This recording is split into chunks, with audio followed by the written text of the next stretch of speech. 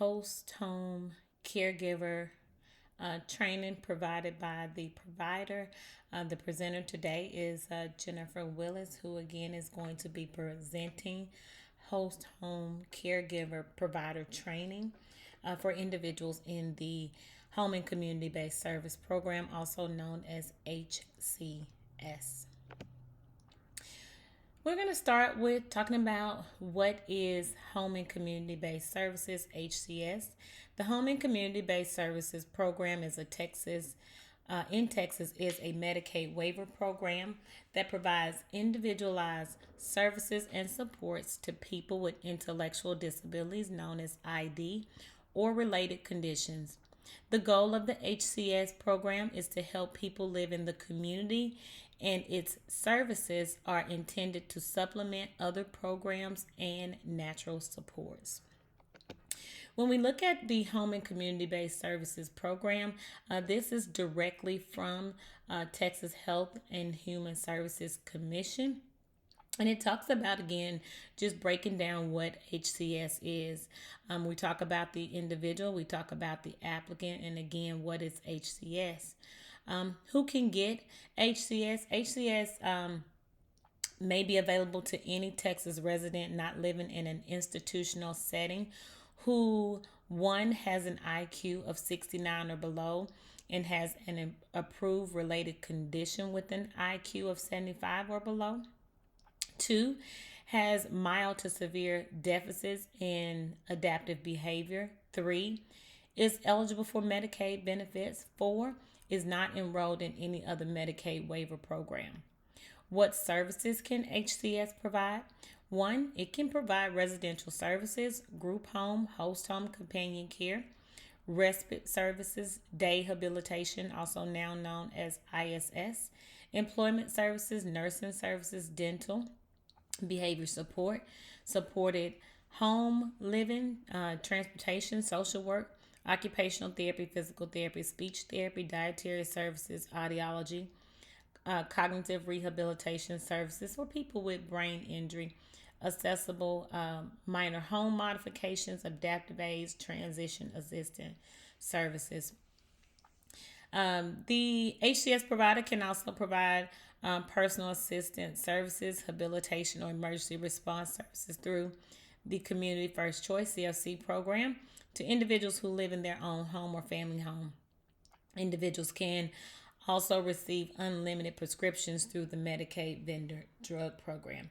And so this is just, again, an overview of what the HCS program is, that many of the individuals that our agency service, they are in the HCS program.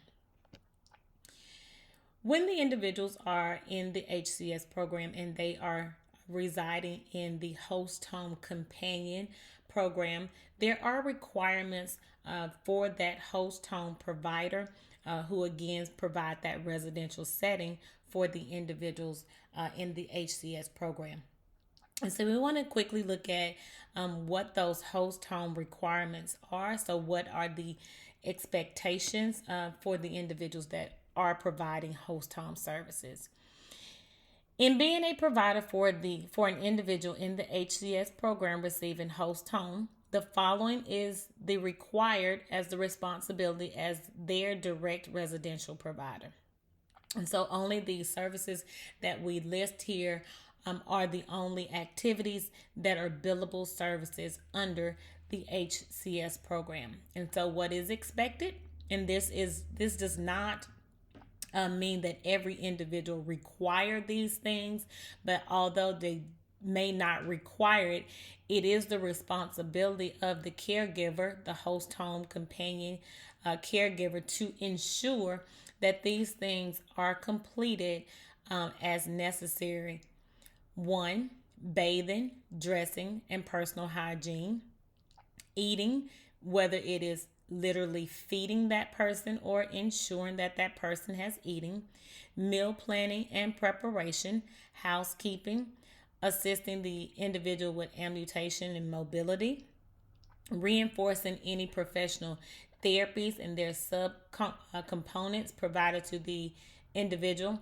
Assisting with the administration of the individual's medication or to perform a task delegated by a registered nurse, conducting habilitation activities that teach the individual to develop or improve skills that allow the individual to live more independently, develop socially valued behaviors, integrate into the community activity or community integrate into community activities, use of natural supports and typical community services available to the public, and participate in leisure activities, securing transportation for or providing transportation for the individual, supervising the individual's safety and security. In addition to meeting the requirements that were listed on the previous screen, I can't speak. A qualified service provider of host home companion care must have one of the following: a high school diploma, a high school equivalency certificate issued in accordance with the law of the issuing state, or both of the following, or a successful completion of a written competency based assessment demonstrating the ability to provide the host home companion care and the ability to document services, and written professional references which evidence the service provider's ability to provide a safe and healthy environment for the individuals from at least three persons who are not relatives of the service provider. And so I want to clarify somewhat of what this means to make it a little bit more concise. So, an individual who is providing host home services can have a high school diploma or GED or higher. If you do not have a high school diploma or a GED, you are required to take a written based competency assessment that again demonstrates that you know how to provide host home services or care for an individual with a disability.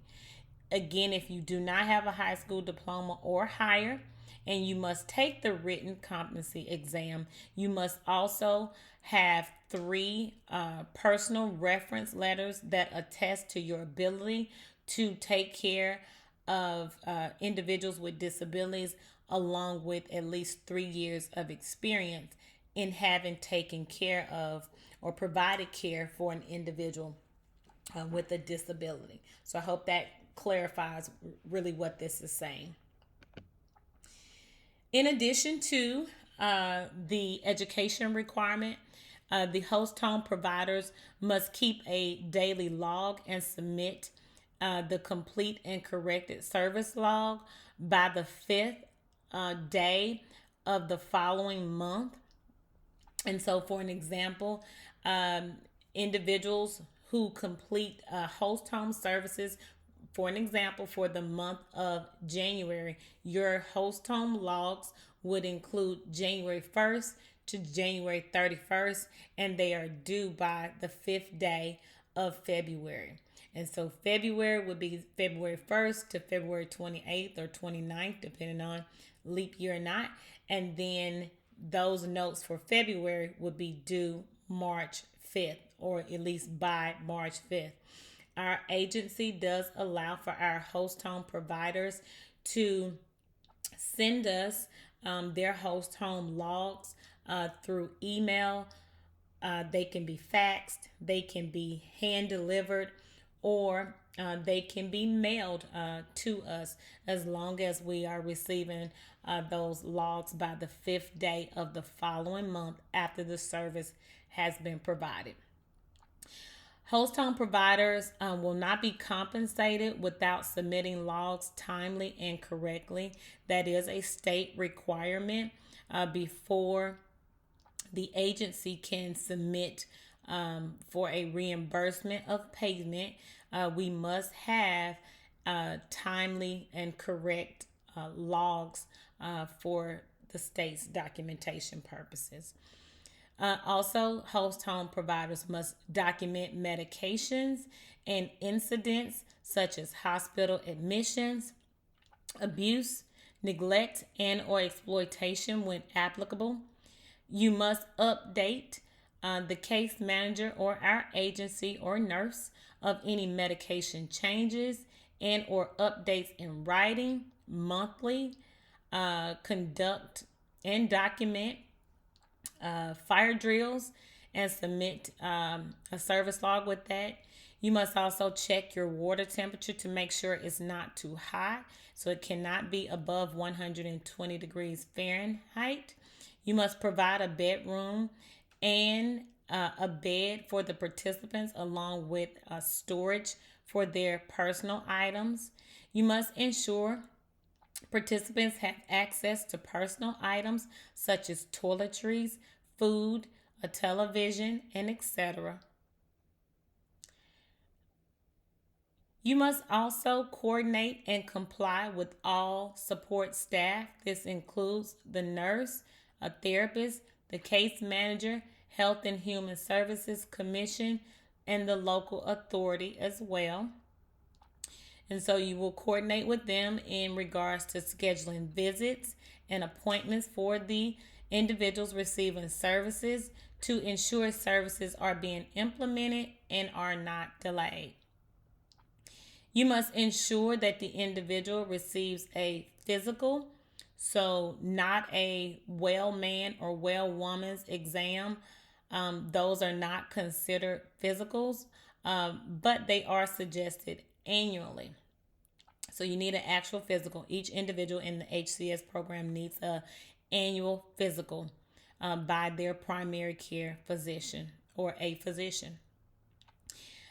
Once that annual physical is completed annually, you must submit evidence, notes, a summary of that visit, and you must include escorting, accompanying the individuals to and from all medical appointments. Individuals in the HCS program, again, must be escorted to and from all medical appointments.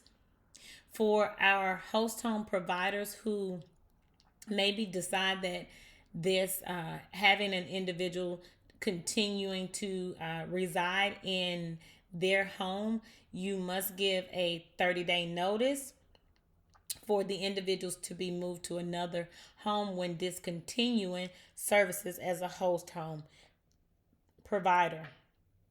When an individual is discontinued from that residence, you must notify and have documentation of all previous, future medical or dental appointments.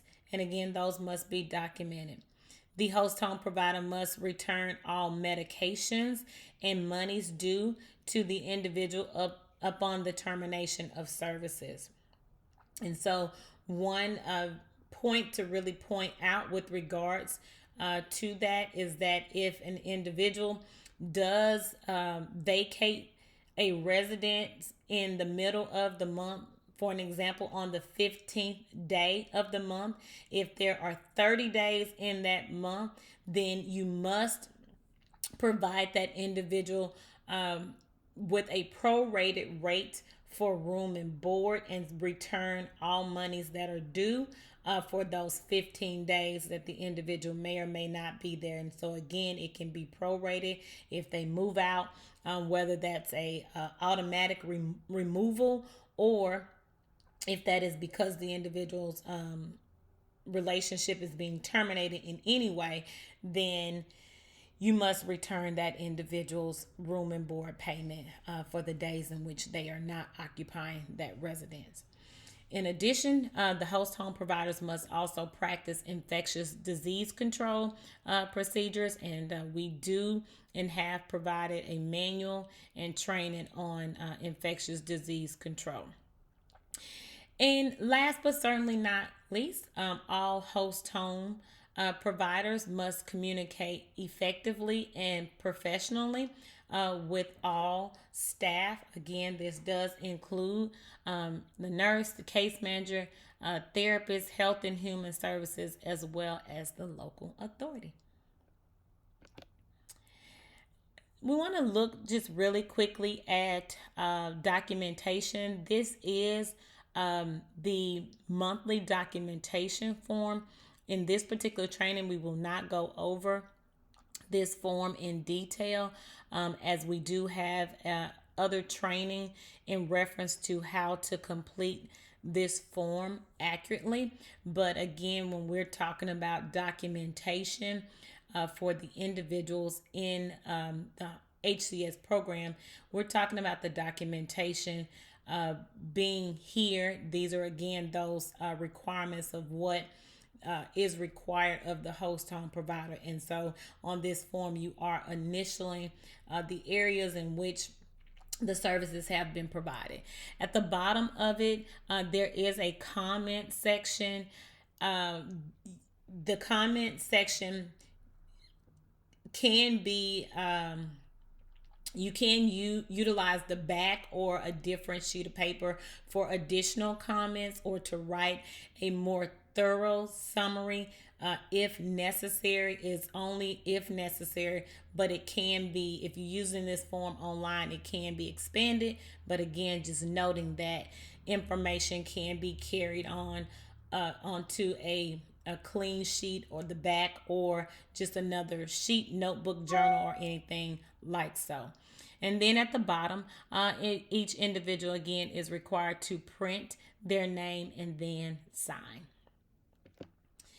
Fire drills. Again, the HCS program requires that the host home conducts a fire drill at least once every 3 months and document that the fire drill has been completed. Our agency has 2 ways to document fire drills. 1, we utilize a paper copy, or 2, you're able to go on to online and document that way. It is not a requirement to document both ways. It is simply about the convenience of our host home providers on which one is more convenient for them. At this time, I will show the ways in which we do document those fire drills. And so this is an example of what our parents see, our caregivers see when they are doing the fire drill. And again, there's a YouTube videos, date, start time, end time, person completing it, the name of the person that's in the HCS program, the address, and what type of drill was completed, prompts that were needed. And then, again, this is pretty self-explanatory. So the individuals, again, can utilize this document for doing fire drills, or we have this paper copy that our families often use as well. These fire drills are required to, again, new rules allow for them to come in and be done every 3 months, but most of our parents still do this monthly. And so just good practice might be to continue to do it monthly, but it is only required at this time, new rules, quarterly, so every 3 months. At this time, we're going to talk about critical behaviors versus non-critical behaviors.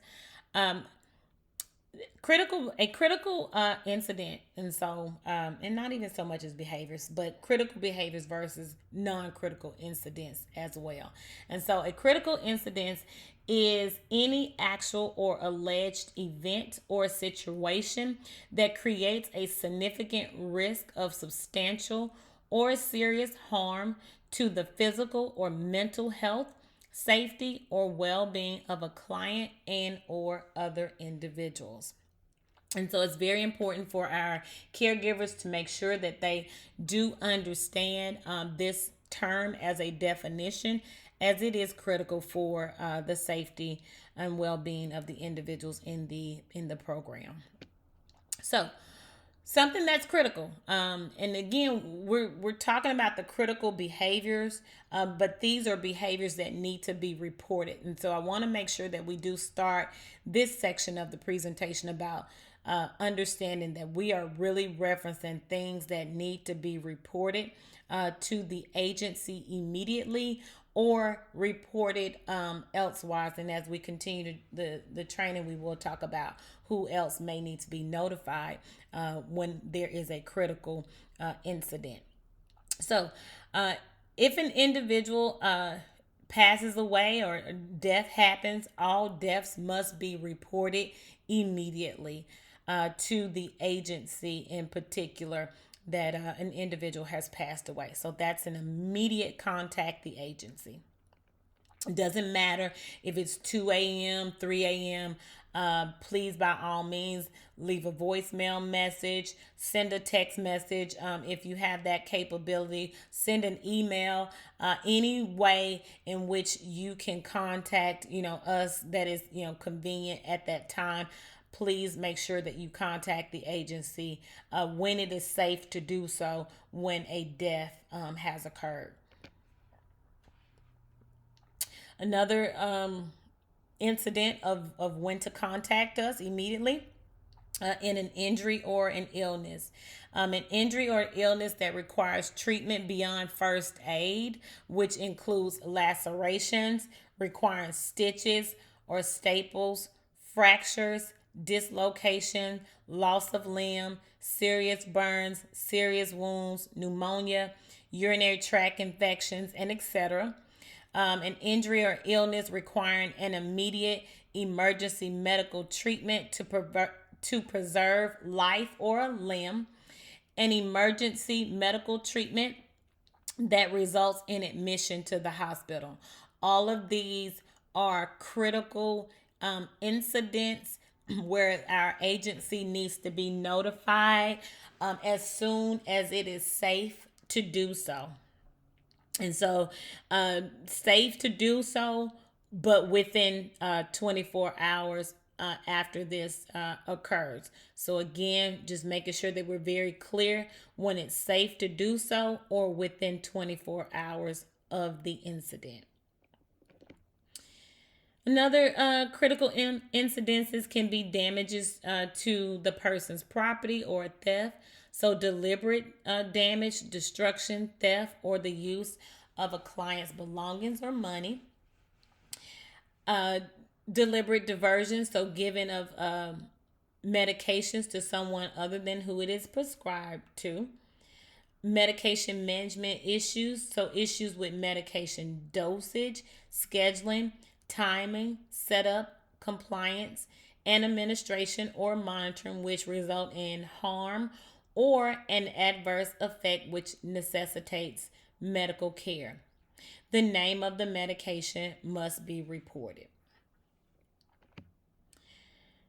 If a individual in the HCS program becomes missing, report again immediately. A person who is identified as missing by law enforcement, staff, family, caregivers, or other natural supports.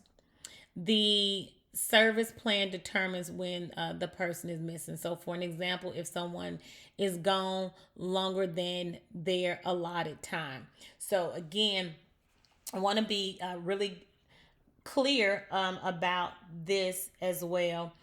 And in the clearness of stating that an individual in the HCS program may have the right, they have the right to explore their community or leave the home or leave a location.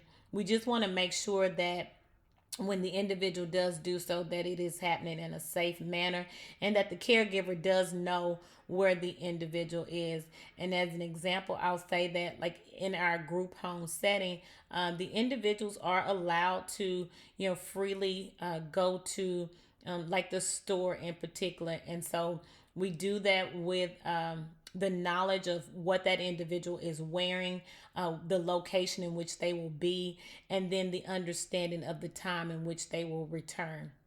And that can be very flexible in that there's, again, some cushion. I won't say flexible, but there's some cushion in that because we have individuals who do not quite understand the concept of time, but in just monitoring that individual and understanding their history, their patterns, if they're not back within a certain time frame, then at that time we would contact law enforcement. So that may be the example of how we would things that we would consider before literally saying that the individual is actually missing.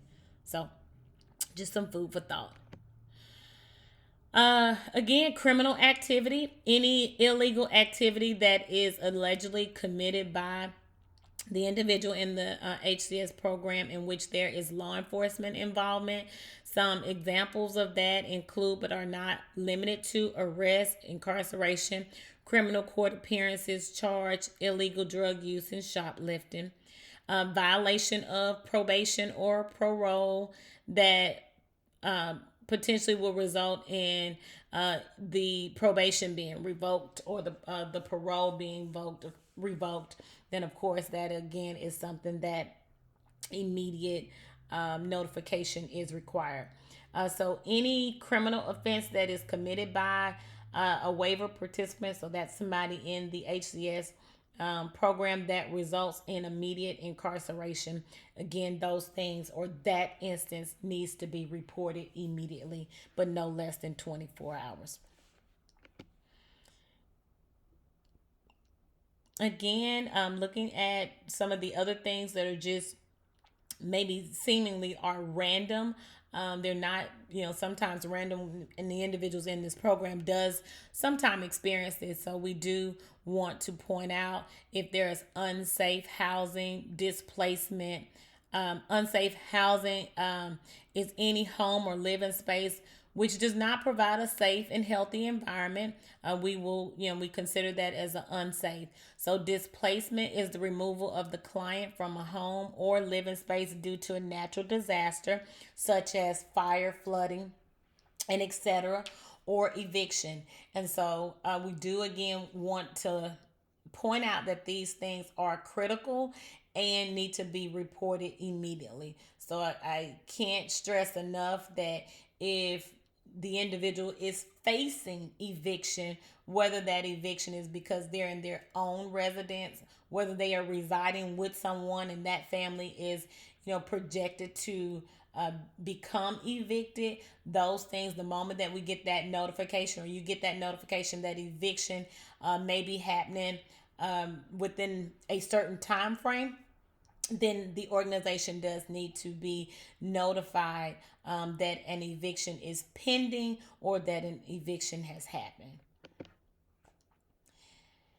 Other things, serious issues that do not yet have their own category of critical incidents and type. So this includes like substance abuse, victim of a crime, suicide, ideations, self-injuries, behaviors, critical service interruptions, and etc. These pose an immediate danger to the person. So, for an example, an ongoing alcoholism is not necessarily a critical incident, but it does need to be monitored and documentation happening, but they are not necessarily considered something critical. So every time that someone who may struggles with alcoholism is intoxicated or severely intoxicated, it does not warrant an immediate notification to the agency. However, again, we do want to document those occurrences as they're happening. And so just being mindful that not every single thing, and we can't possibly think of every single thing that may or may not need to be reported immediately, or not reported, at all. But again, let's just make sure that we are being very proactive in documenting things that's happening and understanding. If you are just unsure as to whether or not it's something that needs to be reported immediately, we would recommend just falling on the side of error by going ahead and reporting that incident. Okay. So, when it comes to the critical reporting, again, we have two ways in which we do critical incident reporting. One way, again, is to report online. And when you're doing it online, you can simply just go to the company's website, www.thewillisgrouphh.com, and the contact us page. Scrolling to the bottom of that page is where there's a link for incident reporting, but we also have the option of reporting using a paper copy as well. And so I want to be able to again show you guys that. So we do utilize this form for reporting incidents. So name, date, time, address, describing it in detail. Also, just a somewhat of a easy checklist type thing. Whether there was, physical aggression, destruction of property, threatening to harm themselves or harm someone else.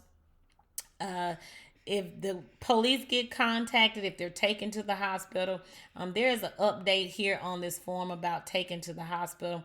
And so we need the name and the address of the hospital that they've been taken to in particular. And so, again, the form has been updated just with that as well. And then other, if you mark an other, just an explanation of that. If you've contacted a parent or a supervisor, we do, of course, want to know the name of that.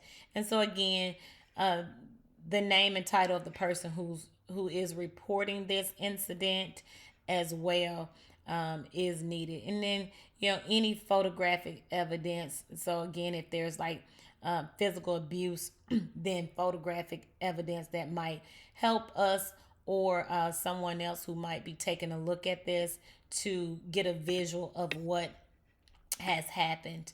The other way to document this is simply by an online incident report, and it's again somewhat of the same information, but again two different ways.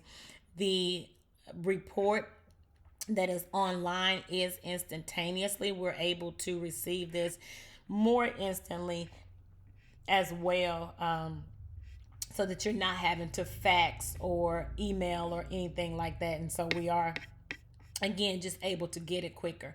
But using the paper copy does require for the individuals to, get it over to us in one of the modes, whether it be, email, fax, and hand delivery. Just again, know that when you're using the paper copy, it is time sensitive. And so these incidents do need to be, again, reported within 24 hours of the occurrence.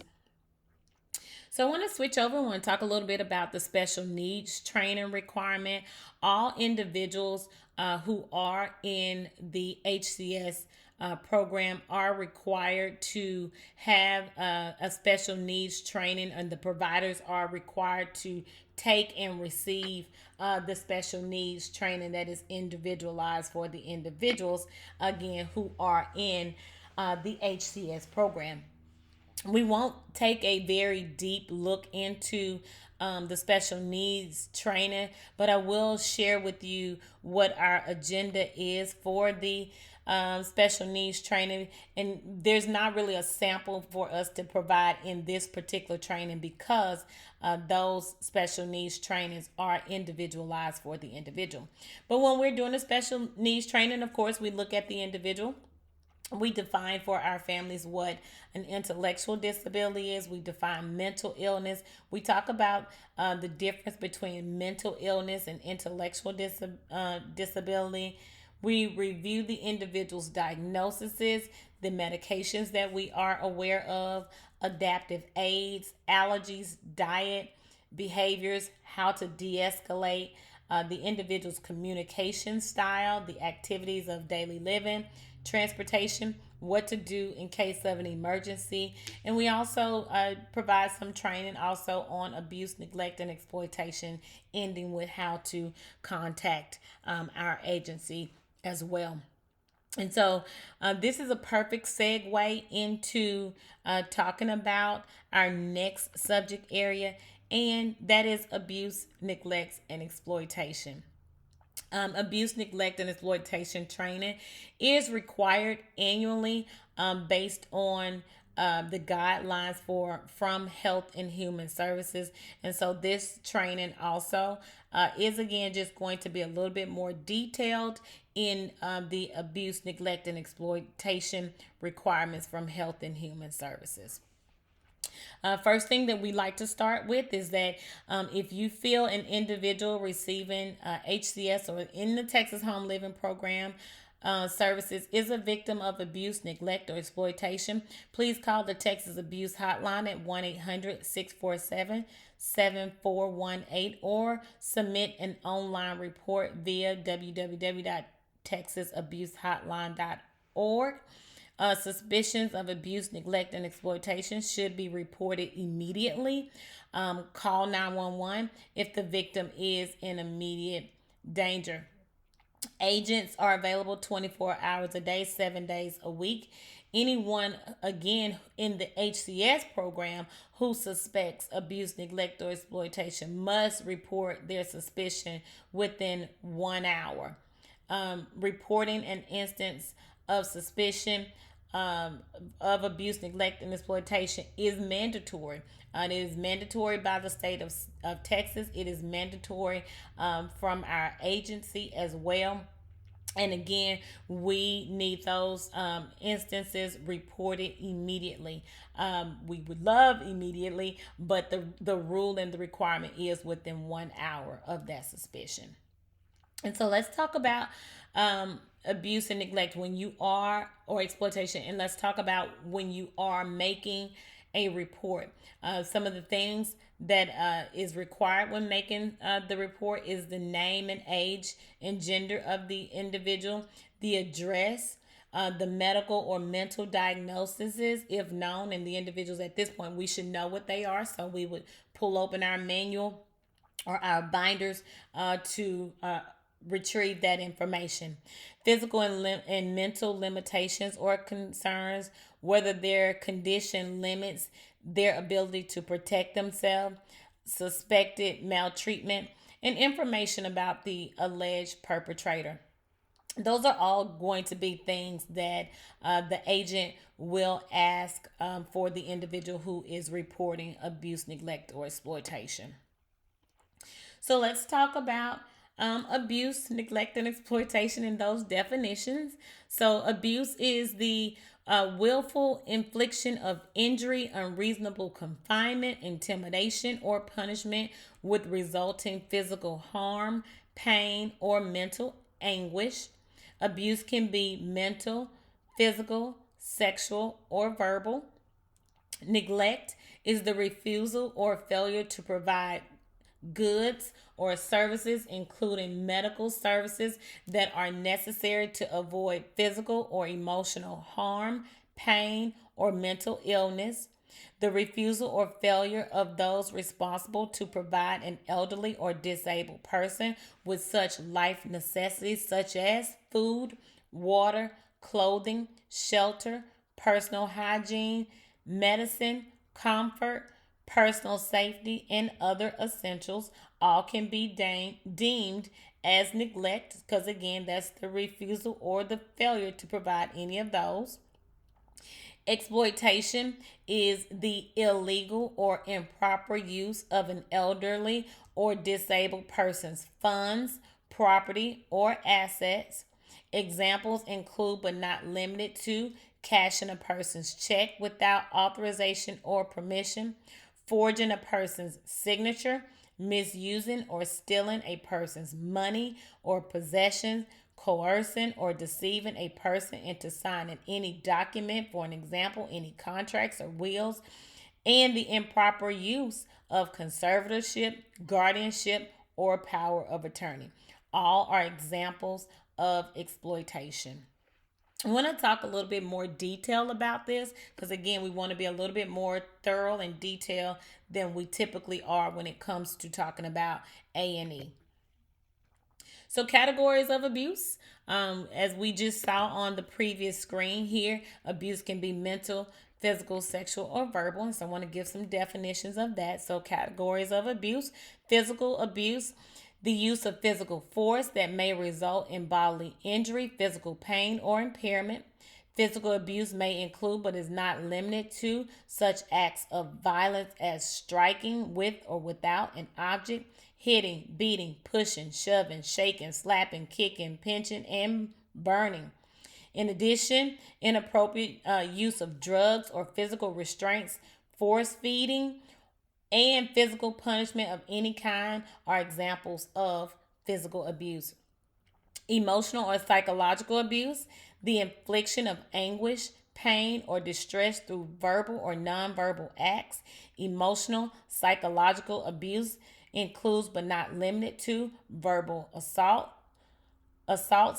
insults, threats, intimidation, humiliation, and harassment. In addition, treating an older adult like an infant, isolating the individual, giving the individual the silent treatment, and enforcing social isolation are examples of emotional and psychological abuse. This is not just for elderly individuals, but again, we are referencing individuals with an intellectual disability or any disability.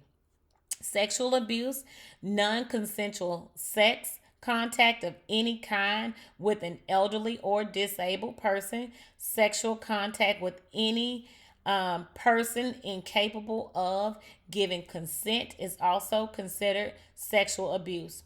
It includes, but not limited to, unwanted touching, all types of sexual assault or battery, such as rape, sodomy, coerced nudity, and sexual explicit photographing.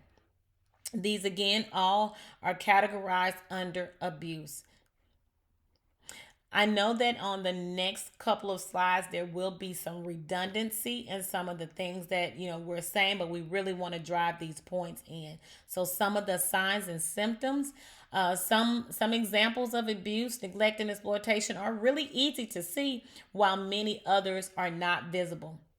So again, some of those physical signs might be bruising. So black and blue marks on a person's body that sometimes hurt to touch. Burns happen when something hot touches a person and leaves a painful mark on their body. Bodily injuries include binding marks caused by being tied up, bite marks, bone breaks, bed sores, and stomach injuries. Things that are unexplained injuries, broken bones, medication issues, and then just refusal of visitors by the caregiver also can be some signs that an individual is being physically abused.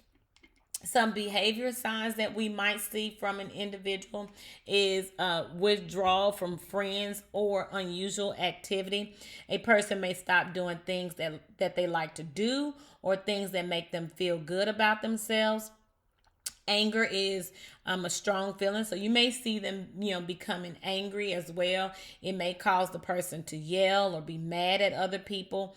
Anger can make a person feel like they are not in physical control and do bad things to people or things to the things that they love.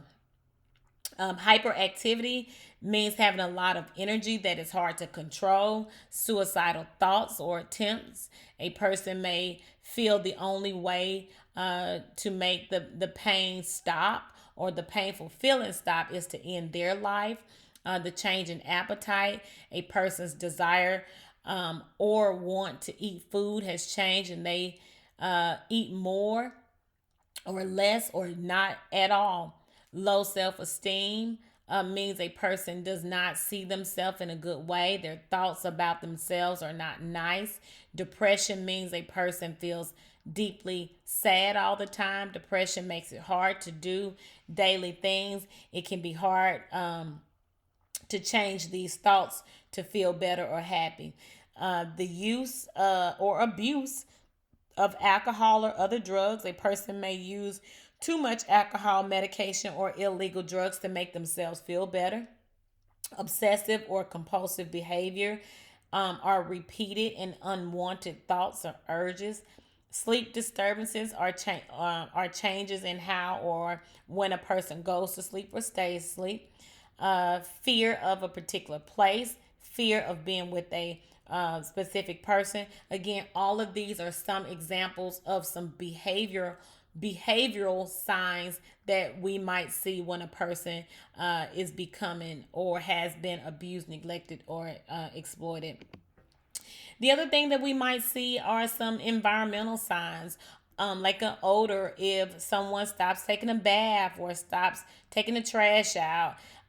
It's dirty and decluttered living spaces. If someone becomes messy and stop cleaning, again, these are just environmental changes that you might see again when a person might be a victim of being abused, neglected, or exploited.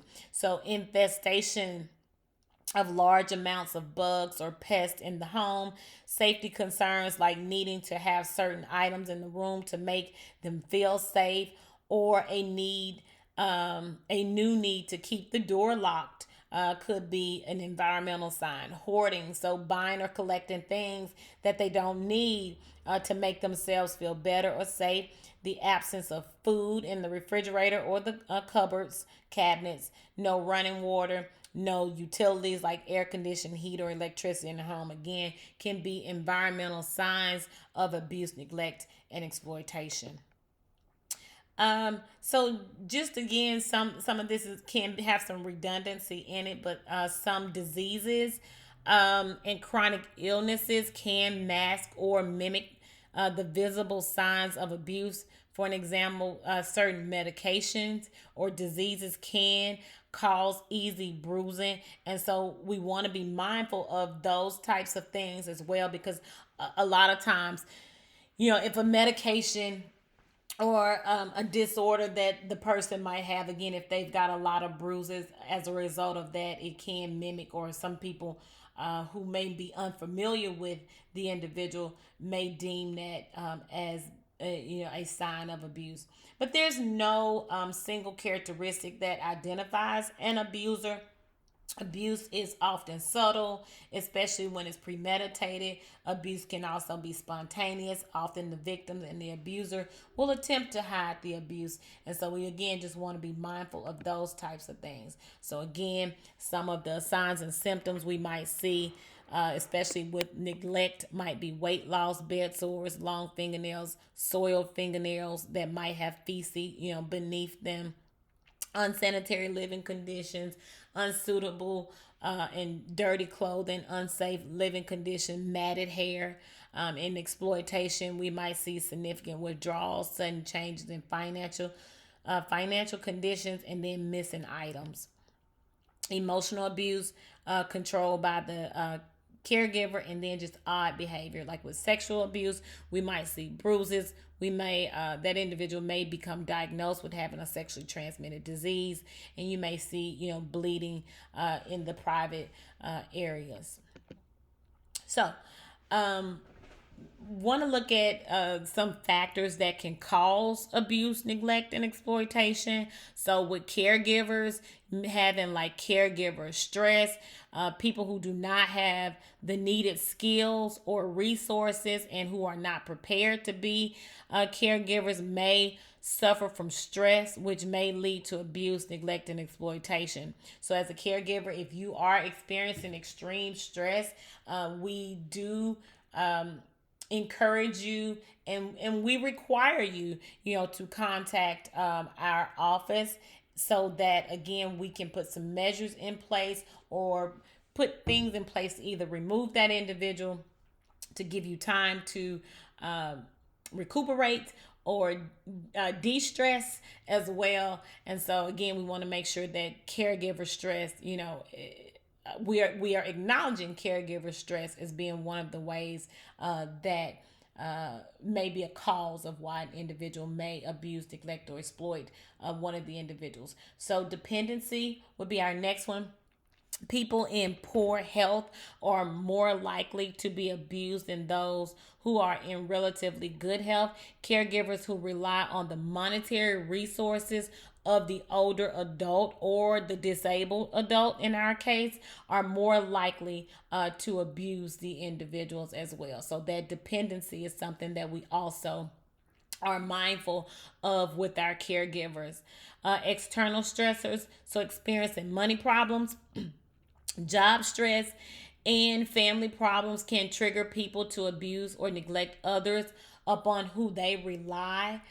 Social isolation. So, isolation is both a sign of potential abuse and a contributing cause. Intergenerational violence, when violence is a learned form of normal behavior in childhood, it can be expressed in adulthood. This means if a person grew up around violence, they may be more likely to be violent within their own family or with someone for whom they are caring for. Personal problems of the abuser, people who have problems like alcoholism, substance abuse, or behavior health problems themselves are more likely to become an abuser than those who do not. And so, again, we just want to make sure that we are pointing out and educating our families on some factors that can cause them to abuse, neglect, or exploit another individual or become exploited, abused, or neglected their own selves. So let's talk about methods to prevent abuse, neglect, and exploitation. Let's start with just being real simple with taking a break when needed as the caregiver, getting the proper help as well when you are the caregiver. So, educating yourself by knowing the warning signs, asking lots of questions, and developing and increasing the individual circle. And that can only also be your circle. So, getting support for you as the caregiver, but also getting support for the individual as the person receiving the care. Refer to community resources, healthcare, and social service professional for more assistance. Also, if you see something, say something, whether it's you, whether it's, someone else. If you see something with someone else, say something. If you see yourself going down the rabbit hole, say something. So monitor and also advocate for the individual. Create safe, stable, nurturing relationships and environments is essential for helping the individuals that we service thrive. And so, again, just a few methods to prevent the abuse, neglect, and exploitation. But to me, the biggest one is take a break when needed, and just by simply educating yourself about abuse, neglect, and exploitation. We also have, and we're wrapping up. I appreciate you guys for being on here now with me for 52 minutes, but we are wrapping up. We just want to end with the online company resources that we have. We do have a company YouTube site, a company Facebook site.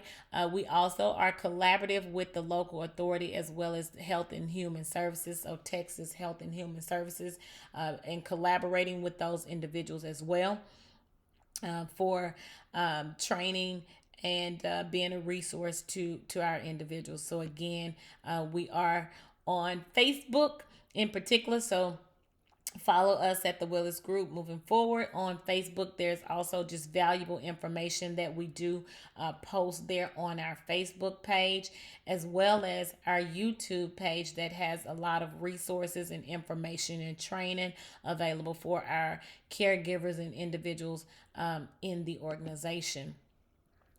But if you have any questions, so all questions, comments, questions, and concerns can be directed to the Wills Group Moving Forward, LLC. We're located at 1200 Main Street in Dallas, Texas, 75202.